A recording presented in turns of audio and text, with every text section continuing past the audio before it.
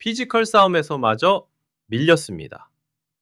시청자 여러분, 0대1이라는 스코어가 아닙니다. 동아시안컵이 끝난 뒤 나온 수많은 분석 기사들 속에서 제 가슴을 가장 아프게 찌른 한 줄, 바로 이 대목이었습니다. 우리는 전술적인 패배는 받아들일 수 있습니다. 전략의 실패는 복귀하고 수정하면 됩니다. 하지만 우리 태극전사들이, 투지와 정신력의 상징인 우리의 자랑스러운 선수들이 숙적 일본을 상대로 몸싸움에서 밀렸다는 평가, 이것은 축구팬의 한 사람으로서, 이 나라의 국민으로서 도저히 받아들일 수 없는 현실입니다. 이것은 단순한 패배가 아니라 우리 축구의 근간이 흔들리고 있다는 명백한 적신호입니다. 저 김준서, 오늘 이 문제를 결코 회피하지 않겠습니다. 이 냉혹한 현실을 정면으로 마주하고 그 이유가 무엇인지 여러분과 함께 낱낱이 파헤쳐 보겠습니다. 동아시안컵의 막이 내렸습니다. 1년 앞으로 다가온 북중미 월드컵을 향한 홍명보의 첫 번째 모의고사가 끝난 셈입니다. 그리고 시험이 끝나면 우리는 반드시 성적표를 확인해야 합니다. 만약 이번 대회를 월드컵 대표팀을 만들어가는 과정, 일종의 실험실이라는 렌즈로만 본다면 홍명보 감독은 분명 소기의 목적을 달성했다고 말할 수도 있을 겁니다. 김문환, 강상윤, 이호재 같은 K리그의 보석들을 발굴해 대표팀의 선수층을 두텁게 했고, 월드컵 본선 무대에서 맞닥뜨릴 강팀들을 대비한 플랜 B, 즉 쓰리백 전술을 과감하게 시험했습니다. 네. 과정만 놓고 보면 분명 의미 있는 시도였고 희망적인 부분도 있었습니다. 하지만 시청자 여러분, 축구는 실험실에서 하는 과학이 아닙니다. 그라운드 위에서 펼쳐지는 냉정한 결과로 모든 것이 증명되는 스포츠입니다. 아무리 과정이 훌륭했더라도 가장 중요한 시험에서 낙제점을 받는다면 아무 소용이 없습니다. 그리고 이번 모의고사에서 가장 중요했던 마지막 문제, 바로 숙적 일본과의 결승전에서 우리는 너무나도 초라하고 실망스러운 성적표를 받아들고 말았습니다. 0대1이라는 숫자는 그 성적표에 적힌 하나의 점수일 뿐입니다. 그 이면에는 우리가 외면해서는 안 될 훨씬 더 심각한 문제점들과 산더미처럼 쌓인 숙제들이 빼곡히 적혀 있었습니다. 물론 냉정한 비판에 앞서 공정하게 평가해야 할 부분도 분명히 있습니다. 홍명보 감독의 실험실이 거둔 성과들이죠. 이번 대회를 통해 우리는 대회 최우수 수비수로 뽑힌 김문환이라는 확실한 오른쪽 풀백 자원을 다시 한번 확인했습니다. 또 3경기에서 모두 다른 포지션을 소화하면서 득점까지 기록한 강상윤의 다재다능함은 대표팀의 새로운 활력을 불어넣었습니다. 제공권의 새로운 옵션으로 떠오른 이호재의 헤더골은 최전방 공격수 경쟁에 반가운 불을 붙였습니다. 자, 홍명보 감독 스스로도 많게는 5명 이상의 선수에게서 가능성을 봤다. 앞으로 꾸준히 잘하면 충분히 월드컵 본선에도 갈 수 있을 것이라며 만족감을 드러냈습니다. 네, 아주 좋습니다. 어두운 밤하늘에서 반짝이는 별 몇 개를 찾아낸 셈이죠. 하지만 시청자 여러분, 아름답게 반짝이는 별 몇 개가 길을 잃게 만드는 부실한 별자리 지도를 가려줄 수 있습니까? 저는 지금 이 작은 성공들에 우리가 취해서 더 크고 구조적인 문제를 외면하게 될까봐 그것이 두렵습니다. 집 전체의 설계도가 뒤틀리고 있는데 예쁘고 반짝이는 새벽돌 몇 개를 찾았다고 안심할 수는 없는 노릇입니다. 그리고 그 부실한 설계도의 첫 번째 문제, 바로 플랜 B라고 불렸던 쓰리백 전술입니다. 홍콩과 중국을 상대로는 이 전술이 꽤 효과적이었습니다. 안정적인 수비를 바탕으로 경기를 지배했고, 일각에서는 플랜 A가 될 수도 있겠다는 긍정적인 평가가 나오기도 했습니다. 하지만 진짜 실력을 갖춘 상대, 한수위 전력의 일본을 만나자 이 플랜 B는 어떻게 됐습니까? 완전히 파산했습니다. 속수무책으로 무너졌습니다. 미드필드와 수비 라인 사이에 생긴 그 광활한 공간 혹시 보셨습니까? 마치 일본 선수들을 위해 마음껏 침투해보시오 하고 일부러 열어준 고속도로와도 같았습니다. 우리의 수비진은 일본의 빠르고 정확한 패스에 완전히 길을 잃고 허둥댔습니다. 더 심각한 문제는 홍명보 감독이 지고 있는 상황에서도 이 실험을 멈추지 않았다는 점입니다. 경기 후 인터뷰에서 그는 결과도 중요하지만 이번 경기에서 쓰리백에 대한 충분한 검토가 필요했다고 밝혔습니다. 네, 좋습니다. 그 충분한 검토의 결과가 대체 무엇입니까?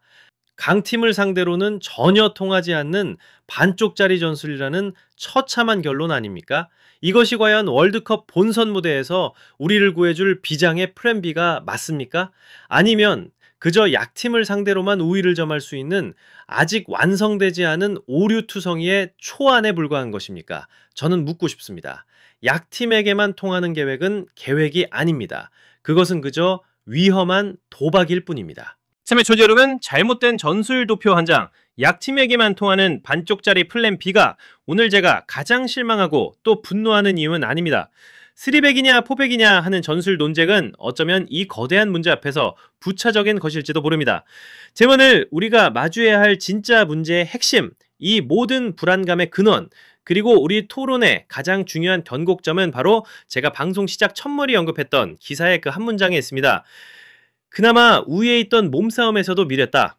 잠시 숨을 고르고 이 문장을 다시 한 번만 곱씹어봐 주시기 바랍니다.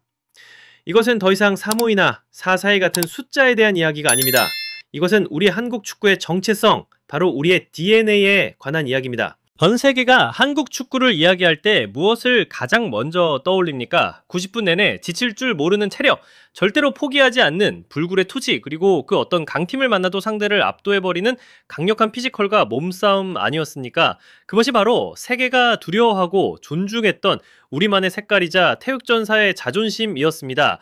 그런데 바로 우리가 우리의 가장 강력하고 자랑스러운 무기였던 그 지점에서 숙적 일본에게 밀렸다는 것, 이것은 단순한 경기력의 문제가 아닙니다. 이것은 우리가 우리의 정체성을 잃어가고 있다는 뼈아픈 증거입니다. 태극전사가 힘과 정신력의 싸움에서 패배했다는 것은 문제가 우리가 생각했던 것보다 훨씬 더 깊은 곳에 아주 위험한 수준까지 뿌리내렸다는 신호입니다. 이것이야말로 우리 한국 축구의 근간을 뒤흔드는 가장 높은 단계의 위기경보, 최고 등급의 사이렌 소리입니다. 자존심에 깊은 상처를 입고 난 뒤 한 걸음 물러서서 경기 전체를 다시 복귀해보면 더욱 암담하고 총체적인 그림이 그려집니다. 우리의 자부심이었던 피지컬과 투지만 무너진 것이 아니었습니다. 기사는 볼 간수 능력과 패스 정확도에서 현저히 밀렸다고 지적합니다. 이것은 단순히 공을 몇 번 빼앗겼다는 차원의 문제가 아닙니다. 현대 축구의 심장이라 할 수 있는 중원에서의 지배력을 완전히 상실했다는 뜻입니다. 공을 우리 것으로 만들지 못하니 공격의 실마리를 풀 수 없고 부정확한 패스는 상대에게 역습의 빌미만 제공할 뿐이었습니다. 축구의 가장 기본이 되는 점유와 연결이라는 과정 자체가 일본에 비해 한 수 아래였음을 인정해야 합니다. 거기에 더해 선수들의 집중력이 흐트러지고 세트피스 기회를 번번이 날리는 모습은 어떻습니까? 경기의 흐름을 바꿀 수 있는 결정적인 순간마다 우리 선수들은 약속된 플레이를 보여주지 못하고 우왕좌왕했습니다. 근대 축구에서 세트피스는 가장 확실한 득점 루트 중 하나입니다. 그러나 우리는 그 소중한 기회를 너무나도 쉽게 허공으로 날려버렸습니다. 준비된 약속도, 날카로운 킥도, 상대를 위협하는 위력적인 움직임도 찾아보기 어려웠습니다. 이 모든 조각들을 하나로 맞춰보면 이날의 패배는 결코 우연이 아닙니다. 어느 한 선수의 실수가 아니며 그날따라 운이 없었던 것도 아닙니다. 이것은 기술적으로, 전술적으로, 그리고 정신적으로 모두 압도당한 명백한 시스템의 패배였습니다. 그리고 이 시스템의 총체적인 패배는 결국 우리가 그동안 애써 외면하고 싶었던 가장 근본적이고 두려운 질문과 우리를 마주하게 만듭니다. 일본과의 근본적인 기량 차이가 이제는 우리가 따라잡기 어려울 만큼 벌어진 것은 아닌가? 시청자 여러분, 우리가 상대했던 일본 팀은 최정예 멤버가 아니었습니다.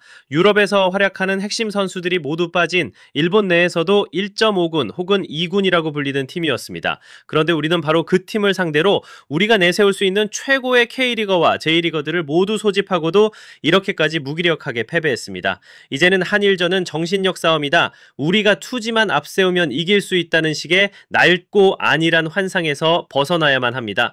뼈아픈 현실을 직시해야 합니다. 그리고 우리 스스로에게 냉정하게 물어야 합니다. 1년 뒤 세계 강호들과 맞붙어야 할 월드컵 본선 구대에서 지금의 대한민국 축구는 과연 어디쯤 서 있는 것입니까? 결국 이 모든 문제의 근원은 어느 한 선수에게 있지 않습니다. 홍명보 감독 한 사람만의 책임으로 돌릴 수도 없습니다. 문제는 바로 우리 축구계 전체가 안주하고 있었던 바로 그 사고방식에 있습니다. 우리는 과정이라는 달콤함에 너무 쉽게 취해버렸습니다. 새로운 선수를 몇 명 발굴하고 그들에게 기회를 줬다는 그 과정 자체에 스스로 박수를 치며 프로스포츠의 가장 냉혹하고 본질적인 진실을 잊고 있었습니다. 바로 강팀을 상대로 얻어내는 결과만이 우리의 현재 위치를 증명하고 우리의 운명을 결정한다는 사실을 말입니다. 그것만이 유일하고 절대적인 척도입니다. 구멍투성이의 설계도와 흔들리는 기초공사로는 결코 월드컵이라는 높은 집을 지을 수 없습니다. 이제 냉혹한 현실을 말씀드리겠습니다. 모의고사는 끝났고 우리는 이 가장 중요한 시험에서 명백히 불합격했습니다. 우리는 이 뼈아픈 진실을 받아들여야만 합니다. 이 처참한 불합격 성적표를 회피하지 말고 똑바로 마줘야 합니다. 오직 그래야만 진정한 첫걸음을 다시 내디딜 수 있기 때문입니다. 오늘의 이 뼈아픈 패배는 비싼 돈을 내고 얻은 쓰디쓴 교훈이라고 생각해야 합니다. 그리고 이 교훈은 홍명보 감독과 우리 대표팀에게 산더미 같은 숙제를 남겼습니다. 첫째, 우리 대표팀 허리의 중심 황인범 선수의 파트너를 찾아야 합니다. 기사에서 지적했듯 수비형 미드필더 자리는 여전히 거대한 물음표로 남아 있습니다. 이 치명적인 공백을 메우지 못한다면 월드컵 본선 무대에서 세계적인 강팀들의 중원을 상대로 버텨낼 재간이 없습니다. 둘째, 플랜 B 3백 전술을 더 이상 실험이 아닌 실전에서 통하는 완성품으로 만들어야 합니다. 우리의 비장의 무기가 우리의 치명적인 약점, 아킬레스건이 되어서는 절대 안 됩니다. 그리고 셋째, 가장 중요하고 근본적인 문제입니다. 선수 개개인의 하드웨어를 업그레이드 해야 합니다. 기술과 체력, 이 기본이 무너지면 그 어떤 화려한 전술도 모래 위에 지은 성일 뿐입니다. 오는 9월 우리보다 랭킹이 높은 미국, 멕시코와의 평가전은 더 이상 모의고사가 아닙니다. 실전입니다. 우리는 이 숙제들에 대한 해답을 그라운드 위에서 결과로 증명해야만 합니다. 제가 오늘 이렇게까지 쓴소리를 쏟아내는 이유는 다른 누구보다도 우리 대한민국 축구를 뜨겁게 사랑하기 때문입니다. 애정어린 질책이 우리를 더 강하게 만든다고 믿기 때문입니다. 비온 뒤에 땅이 두더진다는 말이 있습니다. 이 시련이 우리 대표팀을 더 단단하게 만들 것이라 저는 굳게 믿습니다. 이것이 저의 생각입니다만 시청자 여러분의 생각은 어떠십니까? 이번 대회를 통해 가장 우려스러웠던 점은 무엇이었나요? 여러분의 날카로운 의견을 댓글로 남겨주시기 바랍니다. 저희 풋볼파이어 채널 구독과 좋아요도 잊지 마시고요. 가장 뜨거운 분석으로 다시 찾아뵙겠습니다. 지금까지 김준석이었습니다. 감사합니다.